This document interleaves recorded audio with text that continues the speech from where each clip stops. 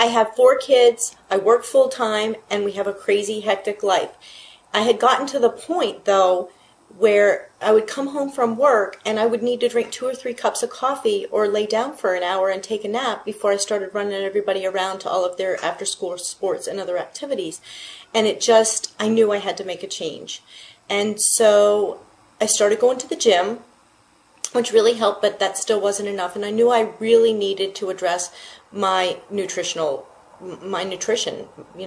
And so I did a lot of research and decided that I would try a nutritional cleanse. I thought that might answer some of my issues. And I did it, and the results were amazing. I had I knew that I was getting better nutrition. My energy levels went through the roof. I was plagued with headaches. I wasn't having any more headaches. My health was fantastic. And so, it's 3.5 years later, and I've had a protein shake every morning.